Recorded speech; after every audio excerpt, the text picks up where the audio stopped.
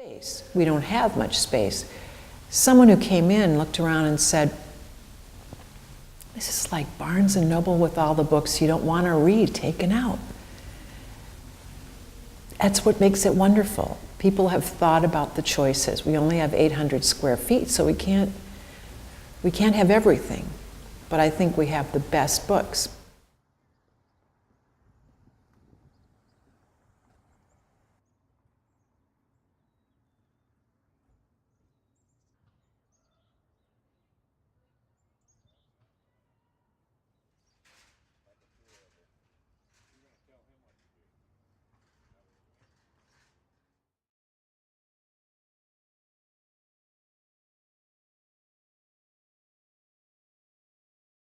Just about everything is unique about this bookstore. Let me start with our bookstore confessional. That was put in when we first began work on the bookstore, which was around 2001. And we found this confessional in a sort of antiques, architectural antiques type of store in Minneapolis. There were quite a few more of those sorts of stores than there are now. And I found out that it was going to be used as a sound booth in a bar. So I thought, why don't I rescue it and put it in a bookstore? It seemed like a perfectly rational thing to do, probably more rational if you grew up a Catholic, as I did, and you had lapsed, and you thought of confessionals as sort of sentimental rescue items. Once I got it in there, I realized that they're also representative of a lot of trauma for people. So I turned it into a forgiveness booth. To be honest, at first I thought we might make it an attraction by having it in an iguana cage. There's a big iguana for sale in my hometown of Wapton, and I thought, everybody will come into our bookstore to see this enormous iguana, but the staff didn't really like that idea. In the end, I thought it over and turned it into a forgiveness booth.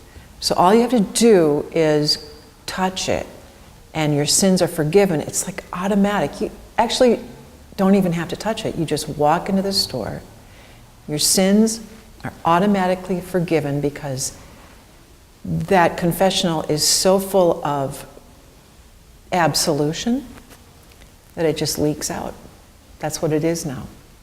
So that's the first thing that makes the most important thing is that it's always had a collection of people working there who are, I think, the most devoted to books and interesting people you can get. There's never a person who works there who isn't a book lover. And right now, I think we have our ideal mixture of people somehow. I always think we have a great mixture. But I love the people who work there. They're like family to me. And many of them have been working there for a number of years. Focuses on Native literature, and it understands that Native literature is not one thing. There's so many different tribes, there's so many different ways that people present their work. There's children's books, there's poetry, and there's also a mission, maybe unstated, to serve educational purposes. I moved to Minneapolis about a year ago, partially because of the bookstore and just because of the amazing Native community here and all the businesses and the Native Center. And so I came because I wanted to see a bookstore that sells books about Ojibwe language, and to me that was absolutely fascinating. It kind of pulled me here like a magnet. And I walked in and I just was starstruck, like with the store itself. I think a lot of people have that same emotion when they first visit.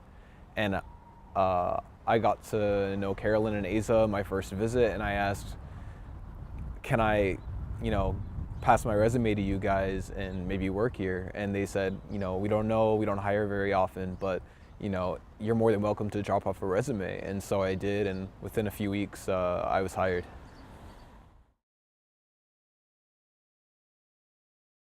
It started with a sign in the window, and the sign had a for lease. Call a number. At the time, the bookstore was a rather frightening dentist's office. Most of the windows were blacked out in this dentist's office, and you never saw anyone go in or out except the dentist. What was maybe the most frightening thing was on the empty desk there was a large, lonely teddy bear. And nobody knew what was going on in that dentist's office. Turned out this wonderful little space was for lease. About 3 months before it went up for lease, I had been down in Santa Fe with my daughter Asa, and we had stepped into a bookstore. I think it's called Collected Works. And in that bookstore, they'd had a cat. So Asa said, if only we had a bookstore, we could have a cat, because her sisters were allergic. And I thought, that's one way to have a cat, you know, to have a bookstore. But I also thought, bookstore, it got into my thinking processes. And when I saw this lease sign, I thought, we can make a bookstore. And I leased it without any clue whatsoever as to how to start a bookstore. At the time, the book business was incredibly different.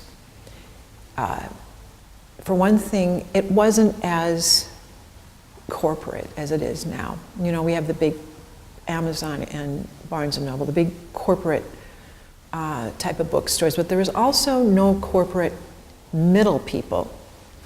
Now we have huge Ingrams, for instance, a middle corporation who we have to go through to buy a number of our books. But at the time when I started it, down in the warehouse district in Minneapolis, there was a big warehouse called Bookman's, and I would go in and I would get a shopping cart, just like a regular grocery cart, and that's what I would fill up with books. I'd fill the shopping cart with books to sell, and then unload them and bring them back to the bookstore and put them on the shelves. And that's how everybody in Minnesota and Wisconsin, that's where they got their books for their bookstore. It was like going to a grocery store, only you came back with books. And it was wonderful because you could see the books and feel them before you put them in the store. So, my daughters and I at the time start the store. We start trying to renovate the store.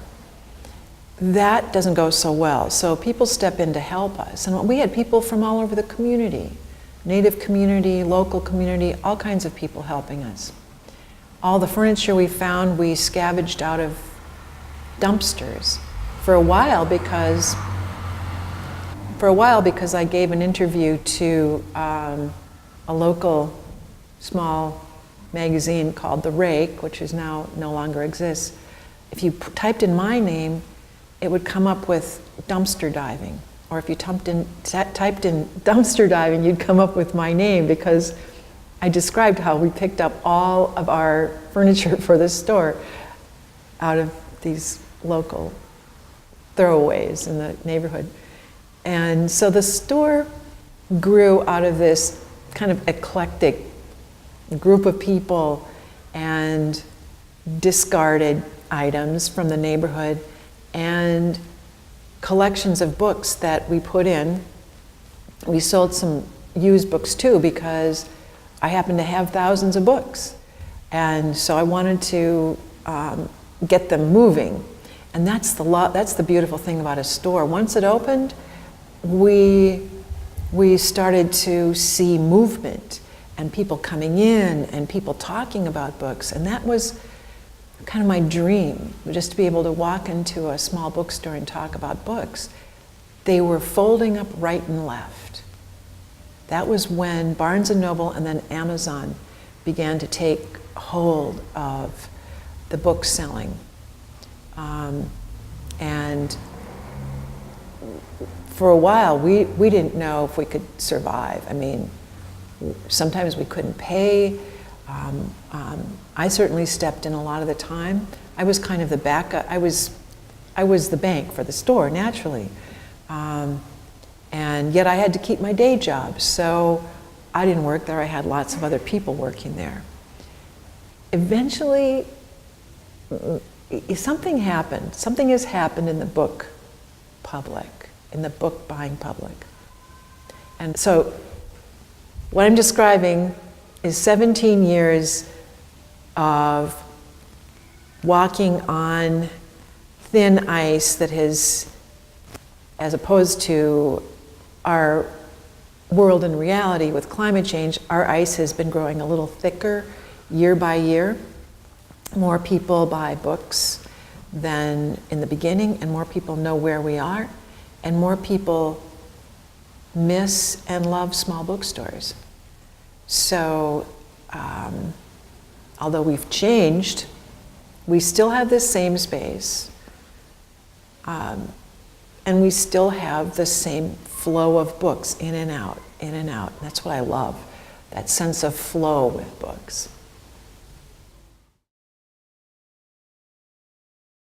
Catch it, but it's kind of a joint effort to put together books that we really believe in, which again makes us unique. I mean,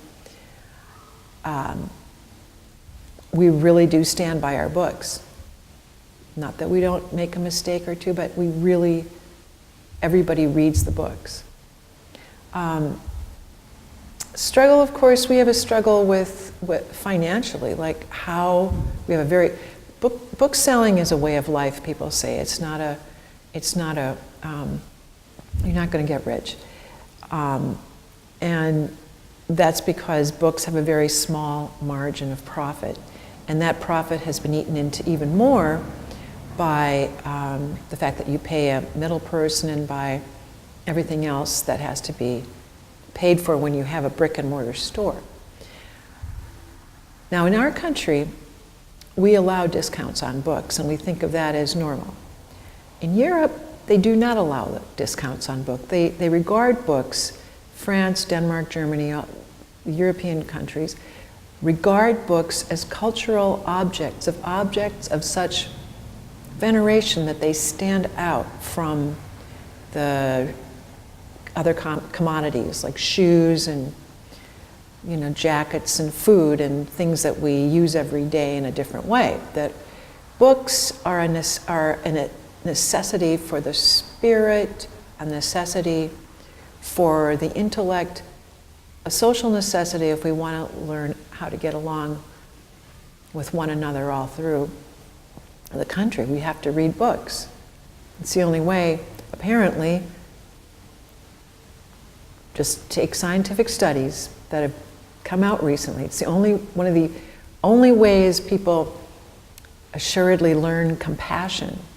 They read books and they enter into the mindset of another human being. So, long way around to say there is a very good reason, I think, for not allowing our culture to devalue books by offering book discounts, and by placing books as you'll walk into sometimes grocery stores, sometimes Costco and Target and all different stores. You'll see books featured as what's called a loss leader, and they do that to bring you in. There's a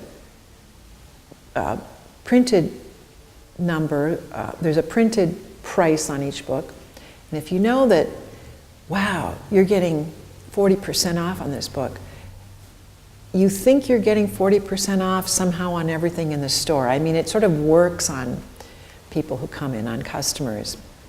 We can't do that. And I argue that it should not be done.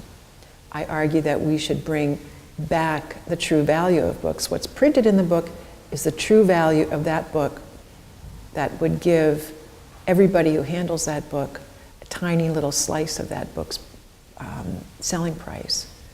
Amazon does not pay state taxes. Amazon does not offer a brick and mortar store, nor does it offer an adequate salary to the people who run its warehouse, run through its warehouses selecting these books. Amazon is easy and Amazon is cheap, but we pay a price. Our society pays a price for not only selling books that way, but I would argue selling almost anything that way. We don't have the same connection to our communities that we had when we went to stores and we made true human connections with people who sold us or the things we need. So I really believe I grew up in a small town with a small town main street. And to me, that way of life it's what makes a community. Because the people in a community who run these businesses give back to the community. Amazon does not give back to this community. They take. The bookstore works with the school, works across the street to help beautify the street. My sister is the person who made this rain garden happen. Todd Boakley works with the bookstore, helping us put together readings, and his gallery is really the fundamental place to find Native art throughout this entire region. So we have a kind of symbiosis going, and that's the case with small stores everywhere that really give back to the community, not only in terms of taxes, hiring people from the local community, and as being part of the ins and outs of a local economy, donating to whatever's going on in the community, and really supporting people right within the area. So it's difficult to explain that. That took me about, 2 hours to explain or something like that? It's difficult to explain all that, and I wish I could do it in 3 seconds, but that's not how it works. One of the big struggles is explaining why a bookstore is meaningful and why a small business is meaningful and why a physical small business is also meaningful. So this is my favorite section of Birch Bark books, which is the Native Studies section. And it's kind of a mix of different books. We have lots of art books and coffee table books about Native cultures and Native artists, from traditional to contemporary art, which I think is really important because a lot of the art you see in bookstores that have books on natives, it's all stuff from the 1800s. But as Lloyd Keevanew said, Native artists should not be judged, or we should not think that Native art was at its best in the 1800s. It's constantly changing and evolving. And we have some books on regalia and ledger art, and we have the art of George Morrison, books like these. We also have a lot of academic texts. We have some universities here in Minneapolis that have great Native Studies departments, and a lot of professors come here or send their students here to get special books that they might need and they can't get at other chain bookstores that might have one shelf of books about Native Americans. But yeah, and then we have this great language section. We have lots of books in Ojibwe, including monolingual children's books, which are really important because since they're not bilingual, they really force the child or the adult learner of Ojibwe to have to read in the language and not rely on English, so they have to figure it out for themselves. And it's a great way to learn. We also have pocket books on, or pocket-sized books on Ojibwe, Ojibwe, and Cree, and we've also had Dene and Inuktitut. We have these great Ojibwe dictionaries, and we have this giant Anishinaabemowin reference grammar that's extremely heavy. And Personally, I have this book, which is illustrated by Aza, Louise's daughter, and it's just a great book written by a previous professor of Ojibwe at U of M, Twin Cities. And it's just a great grammar and phrase book, introduction to Ojibwe language. And then here we also have kind of the same thing, but for Lakota and Dakota languages. Dictionaries, the new grammar. These grammars are very comprehensive and really incredibly well researched and high quality, in my opinion. We also have, we're also constantly on the lookout for new academic works. A lot of these works are written in a way, or rewritten in a way so that they're more comprehensible to the average person that maybe doesn't have a PhD in Native Studies, which is totally understandable. But yeah, it's rare that you find a bookstore these days that has an entire section devoted to Métis studies, which is a growing field, especially in Canada, because in Canada Métis have official recognition. But yeah, and funny enough, I discovered that this book has photos of my ancestors in it, and this genealogy book has my ancestors in it. There are a few books in here that I wasn't expecting at all, but are actually about my family way back, so that was really interesting to see. So this is our island, I guess we call it. It doesn't really have an official name, but it's usually home to the newest books that come in that are really popular. And most of them are hardcover, of course. And then we also have lots of staff recs, so we'll have someone who works here write a little recommendation for the book, what they liked about it, kind of a general description. And I really love this book. It's nonfiction, and it's about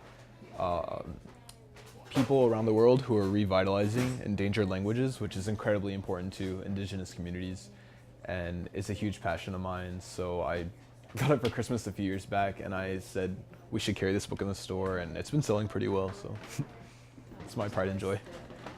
So the confessional was originally going to be made as a bar fixture, and Louise actually saved it and put it in the bookstore, which is, I think, a little bit more respectful. But it is actually kind of, first of all, it's beautiful, and it also houses books, which is nice. But it also serves as a comment to the history of the church and the boarding school experience, in kind of Louise's own funny, like, dark way. But yeah, customers absolutely love it. They think it is really interesting, so it is beautiful too. And on the inside, it's decorated with tons of art and quirky little images, and we have a feather up here, and in the inside it says, "Please do not enter because our insurance does not cover damnation." And yeah. So this is the cooking section, and we of course have to have tons of native foods. We have hand harvested honey from California, fry bread mix, wild rice pancake mix, wild rice pasta. We have tons of plum syrups and jellies and things like that that are handmade from, I think, mainly northern Minnesota, and we're kind of low right now, but yeah, it all goes really fast. It's really popular, and it's all delicious. And we have tons of cookbooks here, food writing. This is Hyde Erdrich's book. This is Hyde's book, Original Local, and it's about indigenous food and stories in the upper Midwest. And it's not totally decolonized, but it's not necessarily a bad thing. It's like kind of a mix, you know. You can adapt to your taste and to ingredients that we didn't have until colonization. But yeah. And right now we're in the YA section, Young Adult. And this is our case for Native Young Adult, and all the authors here are Native, or the books were collaborated with Native authors. These are Louise's books right here for young adults. And it's just really important because we didn't have tons of Native literature like when I was growing up in the mid-90s. And it's important to have that because you can't really be what you can't see. And so when a kid sees himself in a book, in a novel, whether it's just a normal kid living their life or trying to live in the city or in a rural area or becoming a doctor, a lawyer, an athlete, any of those things. It really puts things into perspective and lets you know that you can do that as well. Because when it comes to literature and film, natives have definitely, the least representation of almost any group in the US, and so that's really important. We also have, in recent years, a lot of these really cool comics and graphic novels have come out, many of them from up north. So these are our native picture books. Our general picture books for younger kids are mainly in this area, but of course we have to have a shelf for books for native kids, or for any kids really who just need some more diverse literature, different perspectives. We have lots of traditional stories and folk stories, things like that have, these great illustrations and authors work with it. So, like for example, one of the only mermaid, a lot of the kids who come in, the little kids want a book about mermaids, but we don't really have that. But we do have Kivyuk and the Mermaids, which is a traditional, I believe, Inuit story about sea people. We also have some books that are multilingual. We have several books that are illustrated by the really talented Julie Flett, and like this one, Yibu Nayapiwak Liswar, which is a bilingual alphabet book in Michif, which is the language of the Métis people, and is a mixture of Cree, Ojibwe, French, and little bits and pieces of other languages in that area. And we really focus on books that are beautifully illustrated and that are accurate and well-researched and respectful.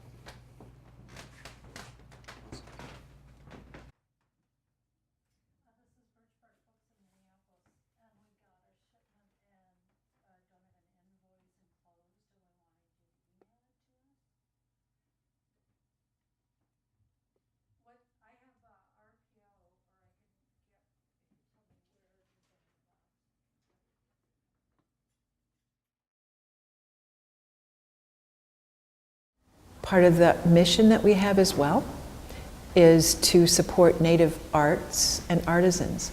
So from the beginning, I've always gone to reservations and seen what beautiful things people make and thought it would be great if we had a place to sell them. And the bookstore is a place where those things are also for sale. So we help people in very remote places sell the things that they make. We have a venue for people to sell some of their art, and that makes me it's very satisfying. This bookstore is Native owned, Native operated for the most part, and it just is so community based, and everyone comes to this bookstore and has just these incredible conversations, and they just touch the book jackets and they run into their friends and they just have these awesome conversations about literature, and you get to overhear that, and it's really amazing. And also it attracts indigenous artists and activists and writers from around the world, which is really cool. You get to cross paths with a lot of amazing people. And more than a bookstore, it's a place of education. It's so small and intimate, and because of that, we're able to have these great conversations and with our customers who want to know more about Native cultures, who are thirsting to know more and to understand the real history of this place. And it's just a place where great friendships are made and relationships between different cultures. And yeah. Well, I'm a writer, and independent bookstores sell independent thought. And in a time when issues of censorship and issues of funding for the arts, when you have giant organizations like Amazon or Google, which even takes and is trying to make robots to create literature, you have to have an independent venue for your work so that you know that a book that's not going to be commercially successful but that needs to say something politically or socially or especially culturally, that there's a place that book will get sold.